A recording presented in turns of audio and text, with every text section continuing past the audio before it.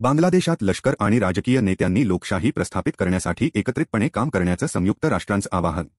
नमस्कार, संभाजीनगरकर पॉडकास्टमध्ये आपले स्वागत आहे. आजच्या एपिसोडमध्ये आपण चर्चा करूया बांगलादेशातील सध्याच्या परिस्थितीच्या पार्श्वभूमीवर संयुक्त राष्ट्रांनी केलेल्या आवाहनाबद्दल. संयुक्त राष्ट्रांचे आवाहन.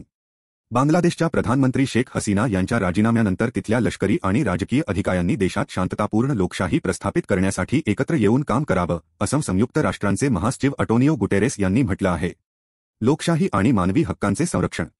बांगलादेशच्या नागरिकांचे लोकशाही आणि मानवी हक्क अबाधित राहावेत, असं आवाहन त्यांनी केलं आहे. बांगलादेशातील सध्याची परिस्थिती अधिक स्थिर आणि शांततापूर्ण करण्यासाठी लष्कर आणि राजकीय नेत्यांनी एकत्र येऊन काम करण्याची गरज आहे. धन्यवाद, संभाजीनगरकर पॉडकास्ट ऐकण्यासाठी.